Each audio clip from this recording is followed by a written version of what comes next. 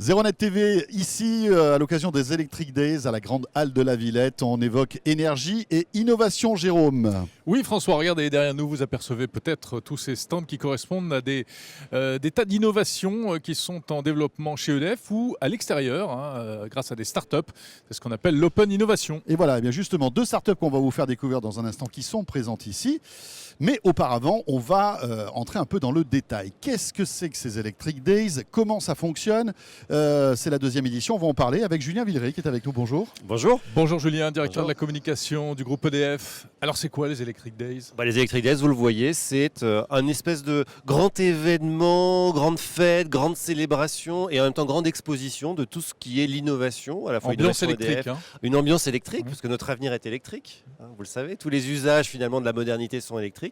Donc que l'on soit un client même particulier, que l'on soit un client entreprise, que l'on soit un innovateur, une start-up, on trouve dans Electric Days des choses intéressantes autour de l'innovation et de l'électricité. C'est tout l'écosystème d'EDF qui est là?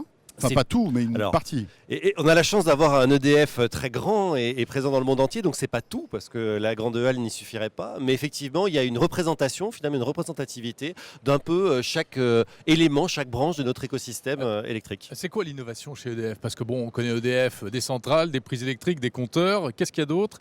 Et en quoi est-ce que vous préparez le futur? Alors il y a énormément de choses évidemment, il y a ce qu'on appelle l'amont du compteur, c'est-à-dire la production d'électricité, et on voit bien que la production d'électricité est en disruption complète en ce moment. Le prix des panneaux solaires chute très très fortement, donc l'énergie solaire va connaître un développement majeur dans le monde, c'est évident, et en France, puisque nous avons annoncé un grand plan solaire en début d'année et qui va vraiment booster le développement du solaire en France. Et d'ailleurs, on en parle avec le PDG d'EDF, Jean-Bernard Lévy, Oui. dans une autre vidéo à retrouver sur Zeronet TV. Avec une interview exceptionnelle. Voilà, on voit bien que dans le stockage c'est la nouvelle frontière de l'énergie. Alors évidemment, on a le stockage des petites batteries dans nos téléphones et dans tous les appareils qu'on utilise, mais les vraies batteries de réseau, qui sont évidemment des volumes très impressionnants de stockage, le jour où on aura craqué cette capacité à créer du stockage pas cher et en gros volume, on sait qu'on aura aussi révolutionné probablement l'énergie. Bref, il y a plein de choses très avancées déjà aujourd'hui qui nous laissent entrevoir un futur énergétique évidemment très peu polluant, évidemment beaucoup d'énergie renouvelable, et évidemment aussi avec toujours du nucléaire, puisque vous savez que la France a fait le choix du nucléaire il y a maintenant 40 ans, et que la base nucléaire aujourd'hui produit une électricité très stable et surtout qui ne pollue pas, qui n'émet pas de CO2. Et ça évidemment, le rapport du GIEC de lundi encore l'a démontré, l'émission de CO2 évidemment un sujet majeur pour le monde entier, pour la planète, et l'électricité aujourd'hui en France n'émet quasiment pas de CO2. Bon, mais une installation malgré tout qui vieillit, qui présente quand même quelques risques, mais bon, c'est pas le sujet du jour. On va plutôt parler d'éclairage, François. Oui, on va parler d'éclairage. Peut-être aussi une question sur la volonté aussi de changer l'image d'EDF, qui est une vieille dame comme beaucoup de belles entreprises françaises. L'innovation aujourd'hui, c'est important aussi de la montrer à la fois aux clients, mais aussi aux partenaires potentiels, aux startups que vous voulez séduire. Oui, ce qui est intéressant, c'est que EDF, moi je dirais pas vieille dame, je dirais plutôt entreprise patrimoniale. Entreprise qui a 70 ans, elle appartient aux Français, d'ailleurs on le voit bien dans toutes les enquêtes, EDF est toujours l'entreprise préférée, des services publics préférés des Français, parce qu'il y a un côté très patrimonial. Ça nous appartient un peu à tous, et c'est vrai d'ailleurs, parce que c'était une entreprise publique pendant extrêmement longtemps. Et en fait, quand on regarde toute l'histoire d'EDF, les 70 ans, on voit plein d'innovations, mais vraiment toutes les innovations majeures du secteur électrique dans le monde, pas qu'en France, dans le monde, ont eu pour origine EDF, l'hydroélectricité, les centrales thermiques très performantes, le nucléaire on en a parlé, et plein d'autres choses. Les premières éoliennes datent des années 60, la première éolienne en France elle date des années 60 et c'était une innovation de la R&D d'EDF. Donc finalement EDF a toujours grandi avec l'innovation, c'est devenu tellement intégré dans son ADN que on le faisait plus trop savoir, on le donnait plus trop à voir, on avait un gros centre qu'on a toujours de R&D avec plusieurs milliers de personnes, mais finalement tout ça était un truc de spécialiste, un truc d'ingénieur. Il y a eu la révolution de l'open innovation. Il y a maintenant une quinzaine d'années, on a commencé à voir les grandes entreprises dont EDF travailler beaucoup avec des petites entreprises, avec des startups, avec des innovateurs, avec tout un écosystème. Et finalement, peut-être même plus que nous EDF, plein de gens de notre écosystème nous ont dit mais c'est hallucinant tout ce que vous faites. Pourquoi vous n'en parlez jamais? Pourquoi vous ne le montrez pas? Dont acte. On essaie de le montrer. Voilà, c'est aujourd'hui à la Grande Halle de la Villette. Voilà, c'est pendant 3 jours, un mardi, mercredi, jeudi. Tout à fait. Le grand public peut venir?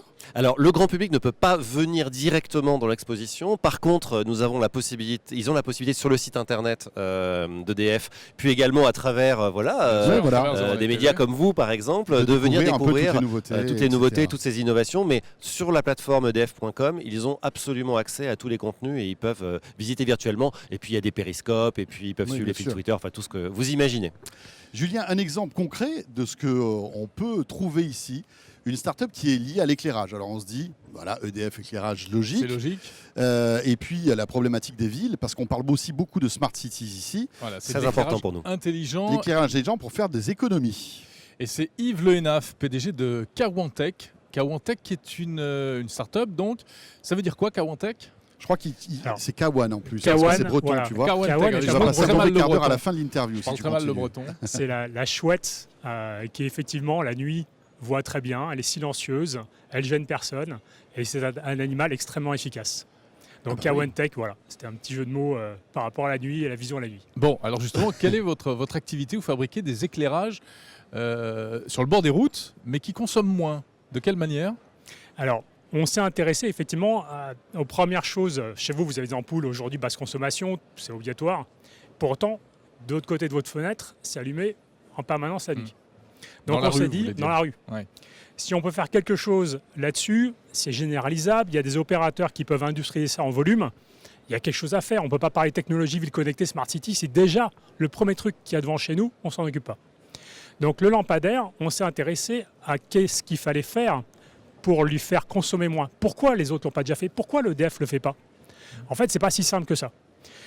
C'est d'abord apporter un service d'éclairage qui correspond à ce que le public veut. C'est bien éclairé quand le public est dehors. Mais détecter les gens dans la rue, il y a du vent, il y a de la pluie, il y a des insectes qui tournent autour des capteurs, ce qui a fait que le numéro 1 mondial, Philips, qui fait des lampadaires, n'a pas réussi à développer des capteurs qui marchaient pour détecter les gens. Et donc, en fait, il détecte les insectes. Quoi. Il détecte les insectes. Ce qui est déjà pas mal, cela dit. Mais bon. C'est pas mal. Mais quand la ville n'atteint pas son objectif de réduction de consommation... Vous me disiez tout à l'heure, quand on préparait cette interview, que chaque lampadaire pour une ville coûte 50 € par an. Oui, c'est à peu près la consommation d'énergie. C'est 50 € par lampadaire par an. Donc ça va quand même assez vite. Voilà pour vous passer tes impôts. T'as compris maintenant. Fois 300 millions d'unités dans le monde. Donc votre idée, c'est de les éteindre quand on ne s'en sert pas et de les allumer uniquement quand c'est utile. Oui. Mais donc, pas pour les moustiques. Alors, si Philips n'y arrive pas, comment vous y arrivez? C'est là qu'on est allé pousser, on a fonctionné à l'envers. On était spécialiste en capteurs, en technologie électronique. On s'est intéressé aux lampadaires en se disant, avec ce type de technologie, on peut rendre le lampadaire intelligent. On a rencontré la ville de Toulouse qui très tôt nous a dit, écoutez, effectivement, ce que vous avez comme idée est assez bon. Faisons un pilote discrètement.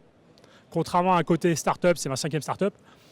Je suis discret tant que le client ne communique pas sur le résultat. Donc on a travaillé pendant 1 an avec la ville, on a fait des tests dans une zone et on s'est rendu compte qu'effectivement on pouvait détecter des piétons et éviter tous les aléas de météo. Et à ce moment-là, quand on détecte les piétons, quand on éclaire les gens qui sont fragiles... C'est-à-dire que je passe sous le lampadaire qui est éteint avant que je passe, même 25 mètres avant que vous arriviez, il s'allume. D'accord. Donc on vous détecte loin, c'était ça la problématique. Vous détectez, vous êtes en train de marcher derrière une file de voitures arrêtée, vous faites 1,60 m, on voit juste votre tête et le lampadaire il vous voit juste à 40 mètres. Et il sait que c'est vous et que ce n'est pas un chat qui se déplace dans la rue. Mais comment faites-vous si c'est... Ça veut dire un chat de 1,60 m, c'est rare hein, quand même. Ouais. Ou alors c'est que... Il marche sur le toit. C'est une belle bête. Il marche sur le toit. C'est un beau bestiau. Voilà. Alors comment réussissez-vous cette prouesse technique que les autres n'arrivent pas à faire? En fait, c'est un petit jeu de technologie. On utilise des capteurs lumineux qui sont assez proches de capteurs type vidéo. C'est entre le capteur infrarouge que vous avez pour détecter les mouvements devant un garage, devant une porte, et une caméra.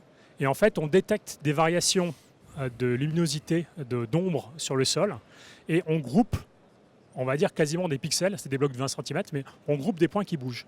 Et dès qu'on voit quelque chose qui bouge, d'après la vitesse, la trajectoire, on se dit, bah là c'est une vitesse de piéton.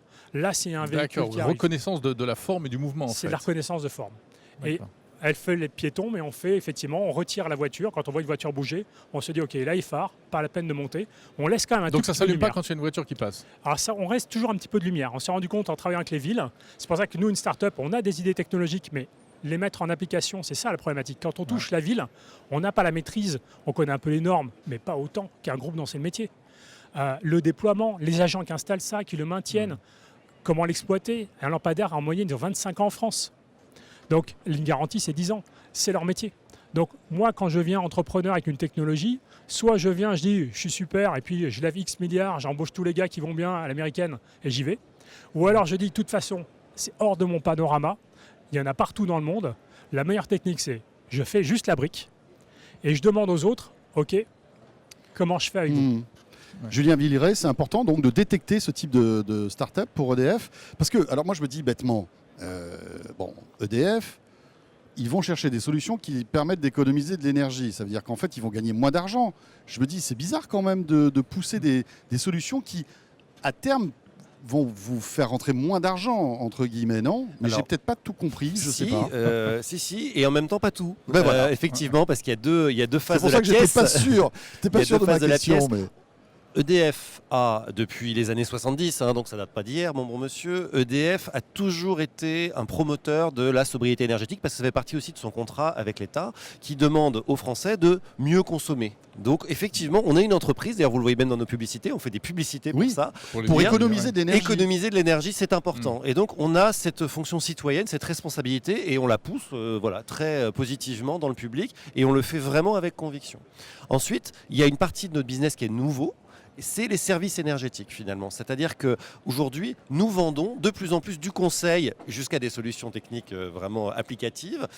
Par exemple pour des villes, mais ça peut être évidemment pour des particuliers, pour des entreprises, qui justement permettent d'économiser cette énergie. Donc on a aussi tout un nouveau pan finalement d'activité qui se développe chez nous. La production d'électricité évidemment, la commercialisation de l'électricité, vous le connaissez.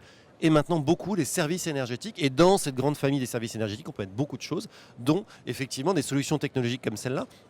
Et surtout qui nous permettent d'aller beaucoup plus loin. Là évidemment on tire le fil, c'est très intéressant. Lampadaire, lumière, détection à distance, formidable. Mais on voit bien ce que ça peut faire d'autre, ce type de capteur. Ça peut vraiment aider à la sécurité dans la ville. Ça peut collecter beaucoup de données qui peuvent tout d'un coup servir dans des centres et des plateformes de gestion de la Smart City, dans lesquels on est très impliqué à travers notre filiale Citélum et la plateforme Muse, qui est vraiment une plateforme de gestion de la Smart City. On a encore signé un gros contrat avec Dijon récemment, où on devient l'opérateur de toute la plateforme Smart City de Dijon. Donc voilà, on voit bien aussi qu'à travers, depuis ce petit début d'électricité qui est finalement la votre lumière, métier évolue, vous avez tire un plusieurs fil business en fait. qui va vers les services énergétiques. Et évidemment, ce sont des services qu'on est absolument ravis de commercialiser auprès de nos clients. Est-ce que ces capteurs qui donc fonctionnent dans les Smart Cities peuvent avoir un intérêt pour le grand public? Est-ce que ça pourrait avoir un sens d'en avoir à la maison demain, par exemple? Alors ça existe déjà. Ça existe déjà, mais de présence et de... Alors je ne sais pas si ça marche toujours très bien. Je ne sais pas. Toi qui en testes écoute, moi j'ai ça quelques-uns, dans mon couloir, ça fonctionne ça marche parfaitement bien. Voilà, donc si ça marchait, Jérôme. Alors, je vais être honnête, oui, c'est possible, mais c'est pas très intéressant pour une start-up comme moi, c'est une question de marge. C'est-à-dire que des produits dans une maison vont porter à 8 mètres, 6 mètres. Technologiquement, il n'y a pas énormément de valeur. Alors que dans la rue, détecter les aléas, c'est plus votre complexe. Spécialité, c'est de C'est la détecter rue, loin. sur de longues distances. Et maintenant, on fait aussi les voitures. Donc, ce qui était intéressant pour nous, la collaboration avec EDF, c'est non seulement, je parlais tout à l'heure de l'éclairage et la compétence électrique, maintenir quelque chose dans la rue, c'est pas simple, mais maintenant, on travaille aussi sur le stationnement. Citélum, avec qui on collabore depuis maintenant 2 ans, on a développé chacun un bout d'une solution de gestion de véhicules où il y a quelques villes qui commencent à expérimenter maintenant en France une solution où le lampadaire détecte quand les voitures se garent et qu'elles partent, et à la seconde près, on connaît le temps de stationnement. Donc, on aide à trouver des places. On aide aussi à la gestion du stationnement de la part des villes. On aide à la gestion du feu rouge. Citélum gère des feux rouges. Et pour nous, une start-up française, le grand public, ça pourrait être intéressant, mais Citélum, aujourd'hui, c'est 80% de son chiffre d'affaires hors de France. C'est eux qui gèrent l'éclairage Washington. Ils ont gagné un gros contrat de 22 millions de dollars à Albuquerque pour gérer l'intelligence de la ville. Donc, quand on expose, nous, à l'étranger, on se rend compte que EDF a une image qui n'est pas du tout celle qu'on croit en tant que Français. Mais ça va bien au-delà de la fourniture d'énergie, en fait. C'est ce que disait Julien à l'instant. C'est de la compétence en énergétique. Merci beaucoup. Très bien, merci beaucoup. On vous invite à sortir de ce plateau. Un autre invité va nous rejoindre dans un instant. Julien, juste une question, parce que j'évoquais donc les Smart Cities, mais aussi la maison connectée. Finalement, on est un peu égoïste, on s'intéresse à nous maintenant. Bien sûr. Vous êtes aussi sur ce marché-là, avec Sowi, Tout à fait. qui est une plateforme. On en reparlera d'ailleurs, puisqu'on aura un plateau avec Sowi et Amazon. Ça va, le fait de se lancer aussi là encore dans la maison connectée pour EDF, c'est un nouveau marché, c'est aussi se diversifier comme vous le faites avec les conseils dans le domaine des Smart Cities? Alors c'est un nouveau marché, mais on part toujours de la même brique. La brique, c'est la brique énergétique, qui là en l'occurrence transforme en chauffage. Et donc Sowi, au départ, c'est du pilotage intelligent de chauffage pour faire des économies d'énergie, parce que l'idée, c'est évidemment de mesurer sa consommation, soit électrique, soit de gaz, parce que ça fonctionne pour les deux au choix, et d'avoir un confort à la maison pour moins cher. C'est ça en fait à la base Sowi. Et on agrège autour tout un tas de services, parce qu'on voit bien que quand on tire le fil, d'un coup on se dit tiens, je piloterais bien ma borne de recharge électrique pour voiture. Donc Sowi propose une borne intelligente pour la recharge électrique de voiture. Je piloterais bien mes lumières, parce que finalement quand je pars et que je dis à Sowi je pars, baisse le chauffage, s'il pouvait m'éteindre mes Philips Hue en même temps, ce serait peut-être pas mal, etc., etc. Donc finalement encore une fois on tire toujours un fil depuis l'énergie qui est notre métier de base en passant par les économies d'énergie, parce qu'on sait aussi que c'est ça qui est vraiment attendu finalement par les clients, et les clients, que ce soit les entreprises d'ailleurs ou les particuliers ou les collectivités, et pour aller vers de plus en plus de services de confort numérique. Et donc SOWI est exactement dans cette démarche-là. Et SOWI est disponible, hein, on peut équiper sa maison. Et on peut tout à fait équiper sa maison, sowi.fr, chez Darty, à la FNAC, enfin tous les réseaux de distribution classiques que vous connaissez. Très bien. On va rester dans le thème des équipements et même des bâtiments interconnectés de la maison, de la ville intelligente avec notre deuxième invité, Laurent Crefft. Bonjour. Bonjour. Et vous dirigez une entreprise qui s'appelle Perfesco, qui est une joint venture avec EDF. Exact. Maintenant une filiale du groupe EDF. Une filiale du groupe EDF, voilà. Quelle est votre activité exactement ? On finance de l'efficacité énergétique chez nos clients. On s'est rendu compte que les grands clients industriels ou les grands groupes de services qui sont historiquement, pour une bonne partie d'entre eux, clients du groupe EDF, ont tous une préoccupation sur l'efficacité énergétique et n'ont malheureusement pas tous les budgets disponibles pour y arriver. Dans certains cas, ils ont même des préoccupations techniques sur le choix des meilleurs matériels ou des meilleures technologies. Ce qu'on fait, c'est qu'on leur apporte un double service. D'une part, on va chercher pour eux les meilleures solutions techniques et d'autre part, on investit, on leur garantit les gains et on se rémunère strictement dessus. Typiquement, on l'a fait avec un grand client du groupe qui s'appelle Air France. Ils ont un certain nombre de grands entrepôts à Roissy. On a commencé à travailler dessus. On a vu qu'une piste d'amélioration qui s'imposait à nous était les éclairages. On a travaillé dessus. On leur a proposé des éclairages évidemment intelligents, connectés. On a réduit de 90% la consommation des éclairages sur ces entrepôts à Roissy. Et on leur a laissé évidemment des gains. Mais pourquoi ? Parce que c'était, alors j'y comprends rien, je visite rarement les entrepôts à Roissy, j'aimerais bien, hein, mais c'est allumé tout le temps, c'était une déperdition toute bête d'énergie parce que c'est allumé quand il fallait pas. Non, pour le coup, ils avaient fait attention, ils avaient déjà mis des dispositifs intelligents, mais qui avaient l'âge du bâtiment. Ce qu'on a mis, c'est des dispositifs qui sont... Donc l'intelligence avait un peu baissé, quoi. Non, c'est que l'intelligence est montée depuis. Elle ne s'était pas adaptée. Voilà. Elle est montée depuis. Et pour le coup, c'est des technologies qui sont assez récentes. EDF a investi avec le capital risque de la maison qui s'appelle Electranova dans une société il y a 5 ans qui s'appelle Enlighted. On a utilisé ces technologies qui étaient plutôt des technologies de rupture, avec de l'IoT qui fait à la fois de la présence, de la gestion de présence, de la gestion de la lumière du jour, de la gestion du flux de vie des matériels. On a redimensionné les éclairages qui étaient encore une fois déjà correctement pilotés. Et on a apporté ce que le progrès permet avec d'une part des LED et d'autre part de la gestion de présence. Typiquement, quand vous avez 200 personnes dans un entrepôt et que ce n'est pas comme chez Amazon une ruche avec tout le temps quelqu'un en dessous, mais que c'est plutôt un éclairage qui sert à tout le temps, mais une présence disparate. On a récupéré les trous de présence, on a récupéré les immenses ouvrants qui sont présents en toiture pour optimiser la facture.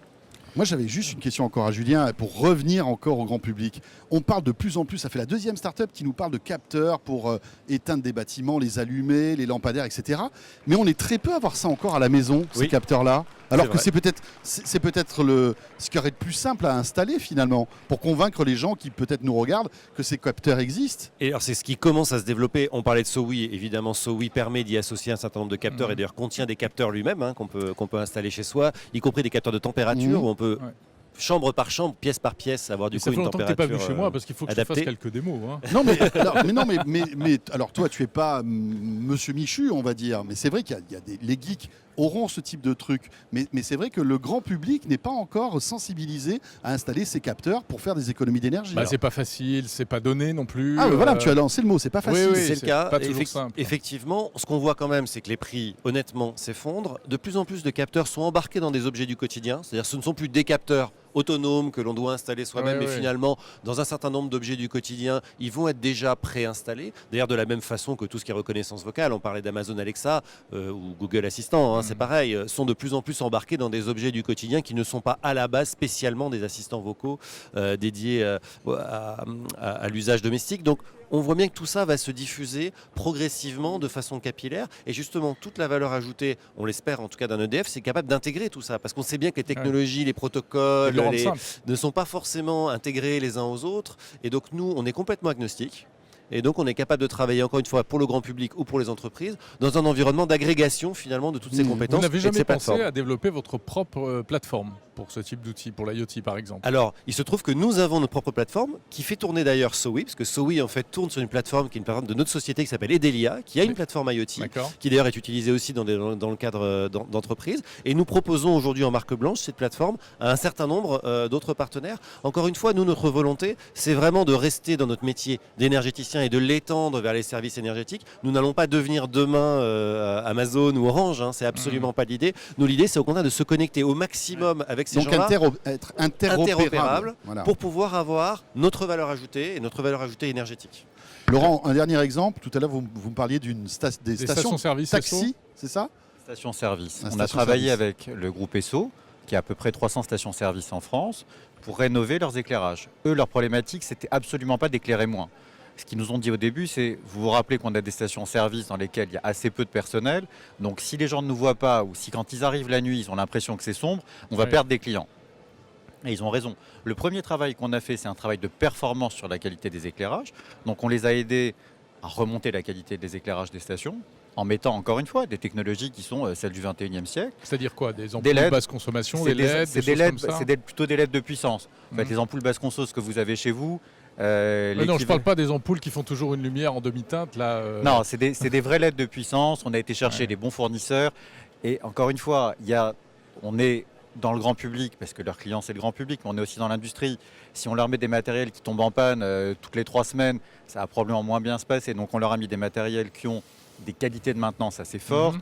des éclairages. On a testé avec eux sur un certain nombre de stations pour s'assurer que c'était plutôt jaune, plutôt blanc, et de trouver quelque chose qui leur convienne. On a d'abord remonté la qualité des éclairages et ensuite, on a fait des économies.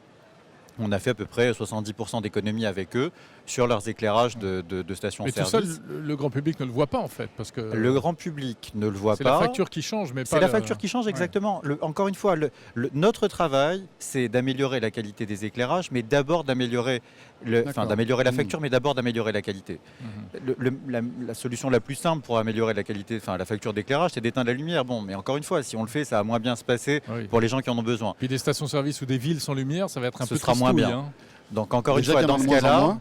Enfin, ça, c'est le sens de l'histoire aussi. Il va falloir vous tous les dépêcher cas. de les équiper parce qu'il y en a de moins en moins. Hein. Mhm. Quoique demain, ça sera des bornes électriques qu'il faudra équiper. on travaille avec Sans- eux, ils sans ont des doute. programmes de bornes électriques sur leurs stations-service également. On regarde avec eux ces sujets-là, Ouais. avec le reste du groupe EDF. Julien, dernière question. L'exemple de cette start-up, c'est une joint venture avec EDF, donc. Au départ, c'était une joint venture avec EDF, oui, tout à fait. Donc vous vous associez aussi à certaines start-up Bien que sûr.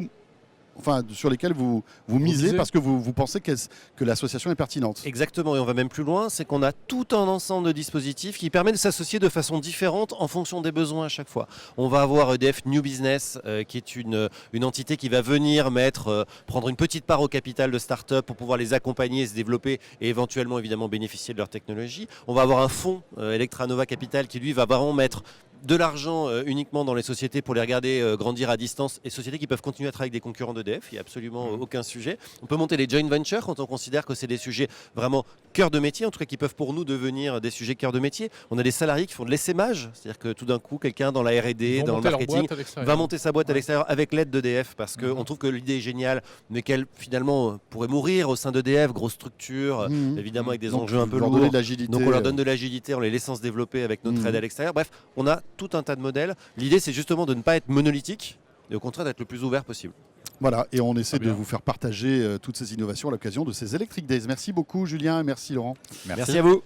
D'autres rendez-vous ici sur Zeronet TV aux Electric Days. On va parler entre autres de maisons connectées. On a un peu abordé ça, oui. On va l'évoquer aussi avec un partenaire majeur, c'est Amazon. Toutes ces vidéos à retrouver donc sur zeronettv.com. Merci d'être avec nous. À très vite.